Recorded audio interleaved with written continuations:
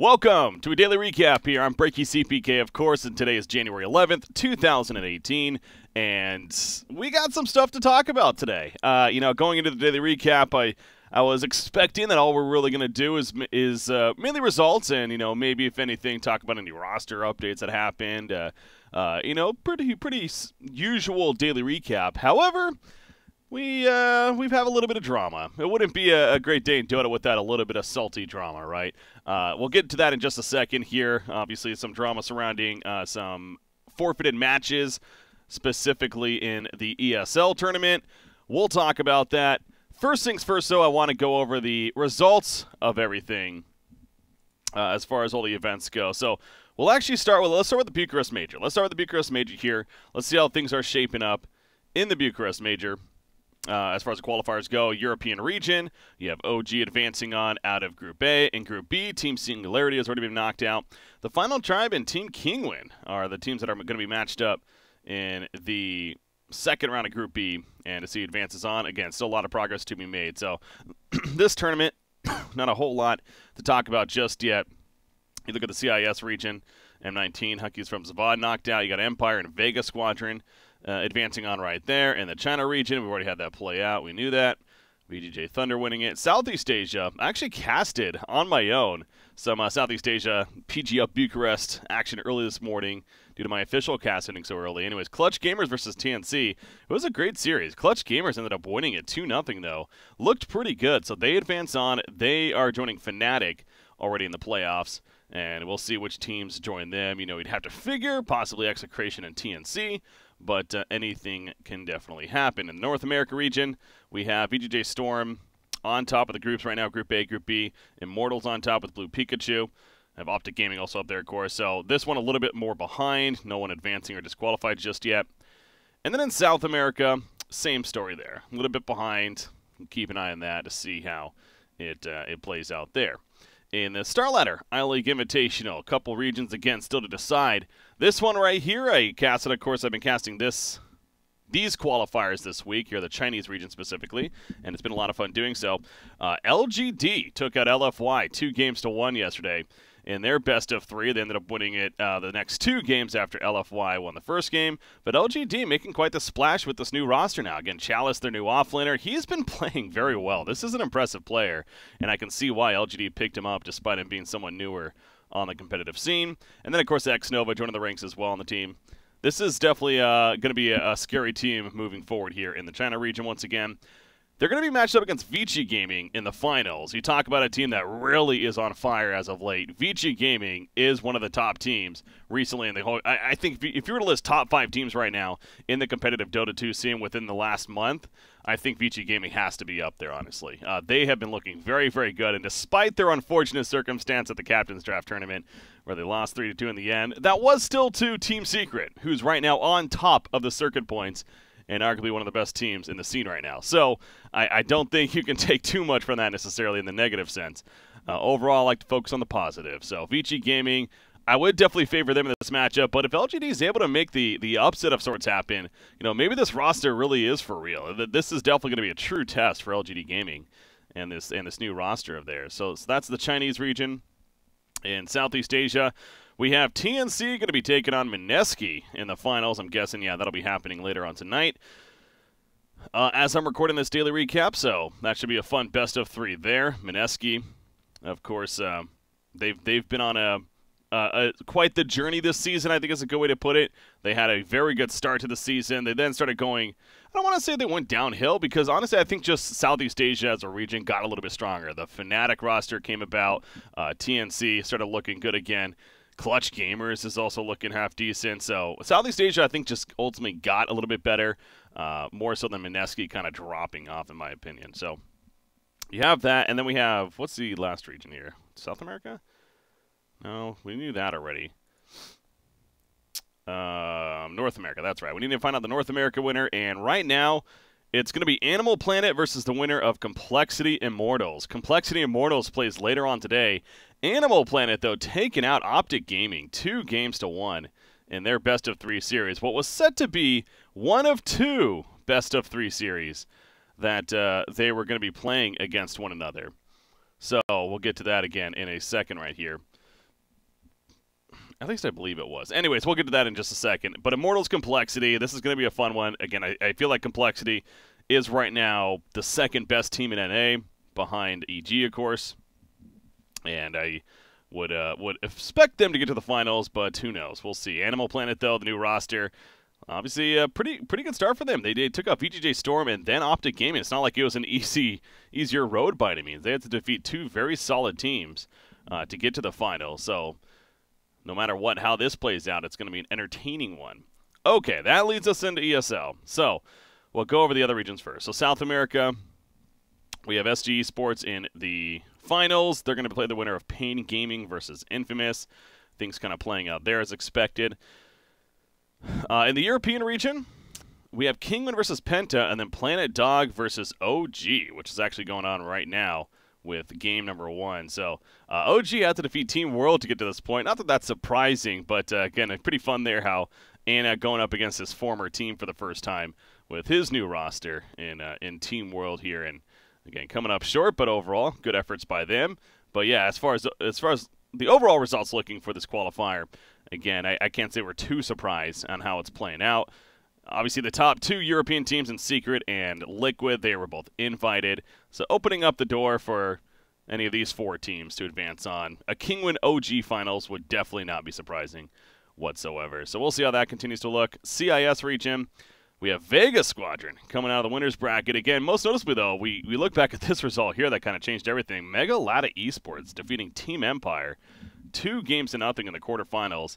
These guys kind of coming out of nowhere. Well, they're coming out of Russia, but don't recognize any of these players. But obviously a big splash by them. They then came up short against Vegas Squadron. Effect versus Spirit right now is in game number 3, or they're going to be going into game number 3 to see who advances on to play Vegas Squadron in the final. So, again, I've been liking Team Spirit, been suggesting that. They are going to have to go to a 3rd game, though, against Effect to see if they can even get to the finals. In China, the LFY-LGD matchup, the sister organization is going to be going at it. I'm guessing at about 12 hours from now. It will be a best of 5, actually. Again, this is a major on the line, so that's something else to point out here for these qualifier finals. Best of 5. And Southeast Asia, TNC versus Fnatic. This is a good one, man. Also going to be happening later tonight. So tomorrow's daily recap, we're going to have some fun results to talk about, including which teams are qualifying for the ESL major, that is. All right, so that's all that. That leads us into this now. So we had a situation right here. Okay, so I was wrong. They weren't set to play each other. This is how it looks. So all these matches going on. Again, I even talked about it a little bit yesterday, where when all these qualifiers start happening again, they do overlap a little bit, and there has been, some scheduling conflicts, and teams, unfortunately, have had to go through some forfeits. There was most notably, I think the Summit had to go through some pretty dramatic stuff. Not dramatic, but they had to go through some similar situations where they had to ultimately forfeit some teams due to some scheduling conflicts, or more so that they didn't want to change their schedule because they had given the schedule months in advance, and figured that the team should have known that, and they should have stuck by the rules. Again, I am speaking out of my ass a little bit. I'm trying to remember the exact situation on the fly here. It might have been a little bit different, but the point is we've kind of been through a similar situation when the more recent qualifiers did take place. Now we got these qualifiers, though, currently going on. Of course, PGL Bucharest, the ESL 1 Katowice, 2 majors right there, and even the Starladder I-League Series, which is a minor on top of that. So 3 pretty big events, 2 of them being majors on top of one another. And we did have a little bit of drama yesterday as a result of that. So Optic Gaming and Animal Planet, they ended up going to a 3rd game in their previous series, and they were set to play against separate opponents in the quarterfinals of what is the ESL major tournament, the NA qualifiers. However, because they went to the 3rd game and it ended up lasting a little bit longer, both teams ended up forfeiting their quarterfinal matches, which sent VGJ Storm to the semifinals as well as CES to the semifinals. These guys, again, you recognize some of the players, but definitely would not have expected them to defeat Optic Gaming, it's safe to say. Point is, this, again, caused some controversy. There was a lot of discussion brought up on Reddit. There was definitely some tweets that were made. Let's look at one of the tweets that were made. David Tannick, hey Moon Meander, of course of Team World, really wished Val was in charge of majors again. Now it's some dick measuring contest between the orgs that refuse to work with each other. I mean, there is part of that statement. I definitely wouldn't word it like that, but there is part of that statement that is kind of true. It is a little bit unfortunate, right? Where whenever you have all these third-party organizations trying to get teams to their events via all these qualifiers, which, again, the qualifiers themselves, Valve did make a point with the whole circuit system that they had to do it in a somewhat specific way in terms of all the regions and making sure to get the appropriate teams from each of the regions. So they all have to, formulate these schedules here around one another. There's several different discussions to kind of have of what happened right here. One of them is, should teams expect to be able to play in all these qualifiers? This is something myself and Xerox actually talked about quite a bit when the Dota 2 Pro Circuit was first announced. This was one of the bigger issues, and one of the conclusions that we came to, it felt like minors should ultimately we expected minors to ultimately become more of a Tier 2 tournament system, as well as maybe some of these Tier 1 teams that are looking to kind of catch up in the points throughout the season. But the majors are going to be more for the Tier 1 teams, and those are the events that those teams are going to really focus on and try to make sure they qualify for.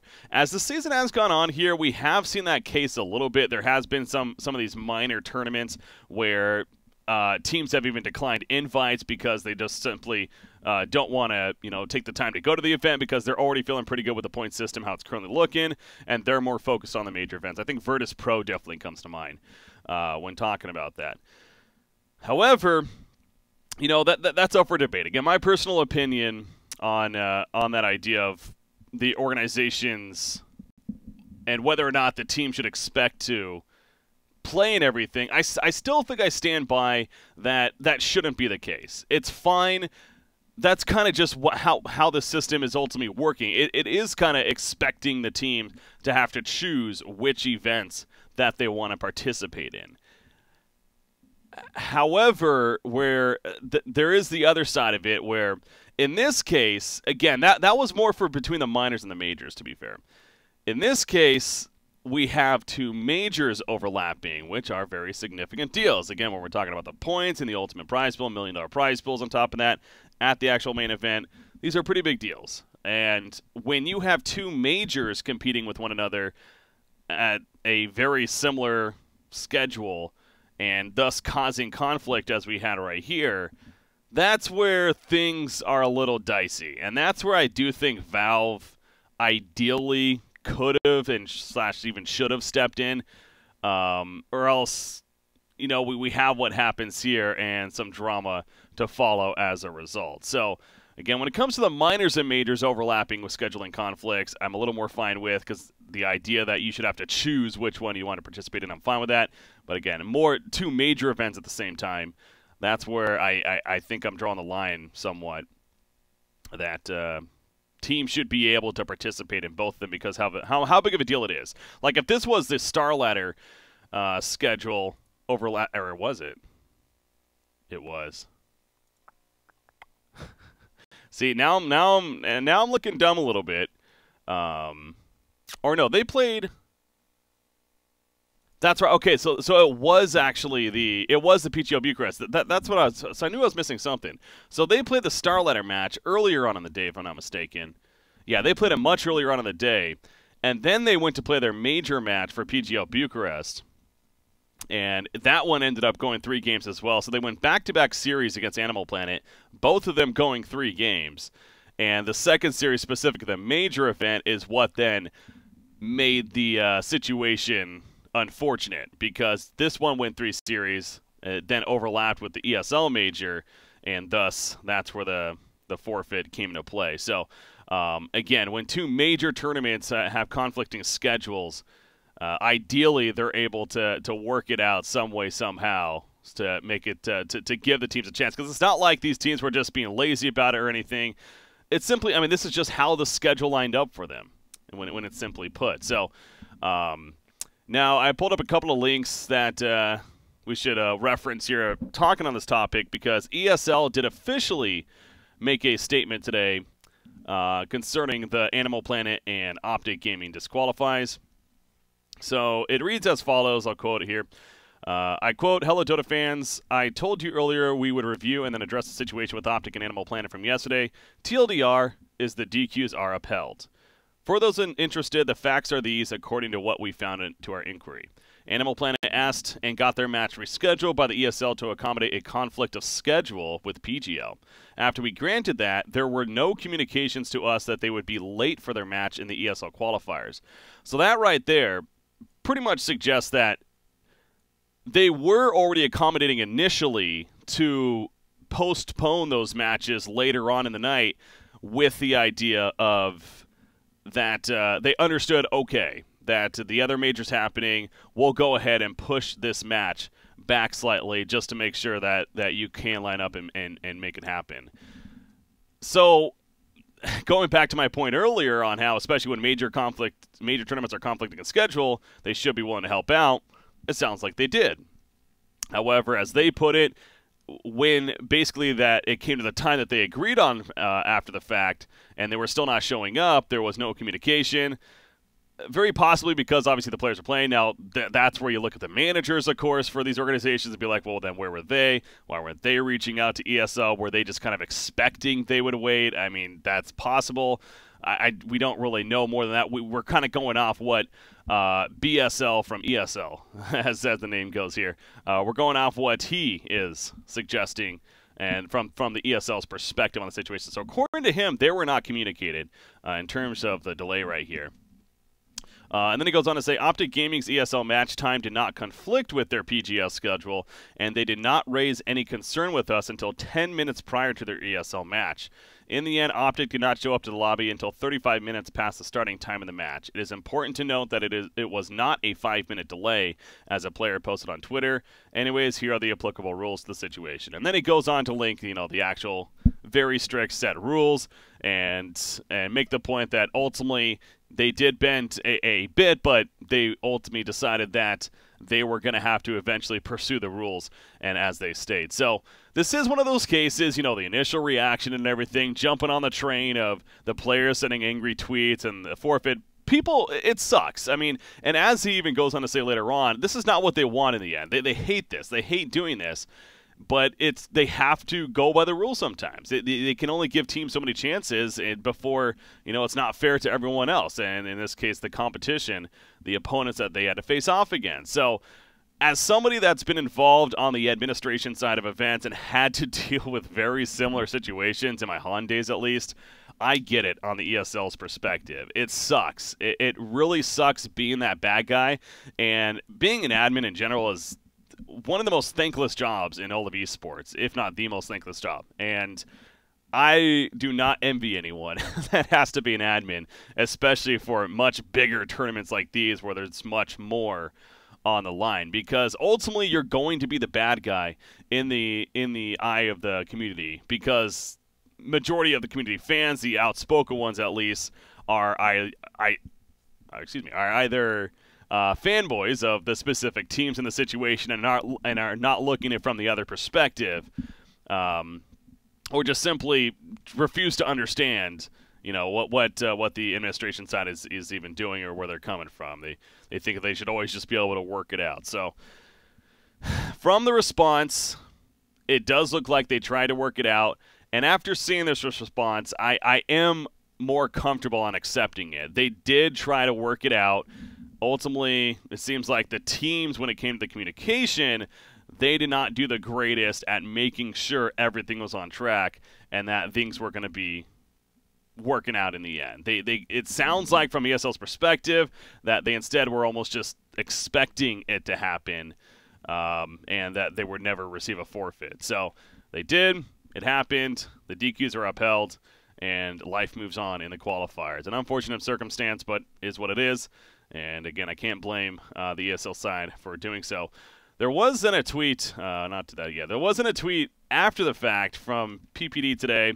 Again, love my boy PPD. I don't know if he watches these, probably not, but just to make it very clear, he knows I'm a fan of his and always root for his success. I do got to say, this is one of those situations, though, where I'm not a huge fan of his response. he does it in his very sarcastic manner, as he tends to. Basically, he's giving a shout-out to VGJ and Jack, or KBBQ, essentially saying that they routinely accept forfeit wins. And this kind of leads into now another topic where you should never put blame on the other team for choosing to pursue the rules for an event. There's several circumstances for this. One is in a case like this, where apparently the administration, they did ultimately ask if the teams wanted to receive forfeit wins, and they obliged. They said yes, that they would like to receive it and move on. Even doing that in the first place, to me, frankly, I think it should just be an outright the administration's decision. Because when you do that, then it puts the onus, it puts the pressure on the team, be like, well, I mean, of course we want to accept the forfeit because this is a big deal, but now you're going to make us look like the assholes here, and the community is going to then react to that and be like, well, they're a team that just wants to get all these forfeit wins. But again, it's completely understandable with how much is on the line. It's not their fault that the rules were broken by the other teams. In this case, Optic Gaming and Team Animal Planet, when it came to being late. So this also goes, whenever like pauses happen in a game. I know that there's been situations where like it's 4 versus 5 because a player DCs, and after 10 minutes or whatever the time limit is in the tournament, the admin will say, like, if you want to unpause the game, you may unpause. I would rather the admin simply say the game has to be unpaused.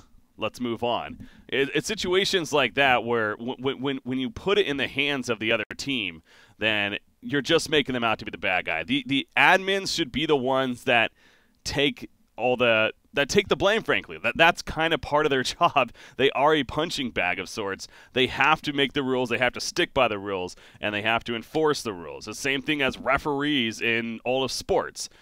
They're the bad guys. They're the punching bags. It sucks sometimes, and you know that they hate doing it in certain ways whenever they make a call on some certain plays, but those are the rules, and they have to enforce it. They have to follow it. So as much of I'm not a fan of PPD's reaction here, I'm also not a fan of the administration side asking the teams if they are willing to accept the forfeit win or not. Give them the forfeit win. You have to enforce it. The rule is the rule. Give them the forfeit win. Life moves on. If then the team is very insistent, like, no, we really want to play the match, blah, blah, blah, then okay, then maybe talk about it, because then that's more on the team. If they want to be the good guy in that situation, okay. But don't put the pressure on them in the first place to have to make that call. All right, so that's, I think, enough to talk about the whole drama that came out yesterday with the forfeit victories. Let me know what you think below in the YouTube channel if you're watching on YouTube, or hell, if you're in Twitch chat right now, feel free to let me know as well. A couple other things to talk about before we are officially done here. Really, I guess one more thing. The Galaxy Battles tournament that is maybe to be. Full disclosure on this one. So it was interesting. Pretty much about a day and a half ago, I was actually reached out by my representatives that to see if I was interested in attending this event. I was contacted about the possibility of attending this event as talent. It was actually going to be a mix of a host and a caster on top of that. And, started thinking, here I am doing these daily recaps. I'm the previous days before looking it over and seeing all these teams drop out, seeing the Valve announcement, and then all of a sudden it's like, hey, we'll pay you money to fly out here, and we'll pay for your flight. We'll fly you out here. We'll pay you money to do the job, and you can cast this event. So let's just say it's been an interesting 24-plus hours for me, kind of thinking this over and trying to ultimately decide if I wanted to do it or not. Ultimately, I decided I did not want to do it. I'm going to pretty much leave it at that. I do hope that the event, for those that may still be going, does run smooth enough to the point where at least it can be a tournament and they can have fun with it, and ultimately it happens. But I did not feel the most comfortable. The late notice, other factors coming into play, I ultimately did decline it. So I want to start off with that. this piece of information did come out earlier today as well on a Reddit post. So apparently, the Empire Twitter guy, he recently tweeted an article from the team's website. Let's pull it up right here, actually. Well, it is in Russia, so we can't really read it necessarily. But point is, there's more unfortunate news that's coming out about this event. And this kind of goes back to my point that I made when Valve announced that they were pulling their support from the Galaxy Battles tournament. I felt like at the time, and I definitely still feel this way, that was more of a convenient reason to pull their support, specifically on the drug situation. The idea that this apparent law is in place in the Philippines now, where any athletes and esport athletes considered now that coming to the country to compete in some competition, they have to take a couple of specific drug tests. And yes, that in itself it could have just definitely been the case. But because of the history of Fallout Gaming and the Galaxy Battles tournament in the previous year and some rocky road it's been on, again, I really felt like there had to be more than just that, in my opinion. And I think we are kind of seeing it now continue to unfold as the event is it's basically a week away, which is just insane to think. We're pretty much a week away from when this tournament is set to take place, and there's still even information like this coming out where, as you can see here if you're reading it, they don't even have, apparently, allegedly, we'll put it that way, they do not actually have the, what's the word I'm looking for? I'm actually looking for it right now. They don't have the permits. That's the word I'm looking for. I completely blanked on it. So apparently they do not have the permits that are sanctioned by the GAB here, which is the Games and Amusement Board, which is also what set up the whole drug testing thing in the first place. So, and as you go on to see, let's begin with the points confirmed in the document signed on October 17, 2017. Let's look at the most important ones that they did. So a tournament is considered professional if its prize money exceeds 10,000 Philippine dollars, which is $200. So that's nothing. All professional tournaments must receive the approval of GAB. Players, analysts, coaches, managers, doctors, security, and promoters must acquire a special license. Player license lasts 1 year, the rest 2. To acquire the license required, besides other things, a test of methamphetamine, basically meth and weed. And then organizers of professional tournaments must request GAB approval for no later than 10 days before the start of the tournament. So, again, as you can see, that whole drug situation was just simply one bullet point of all these other bullet points on this list. And so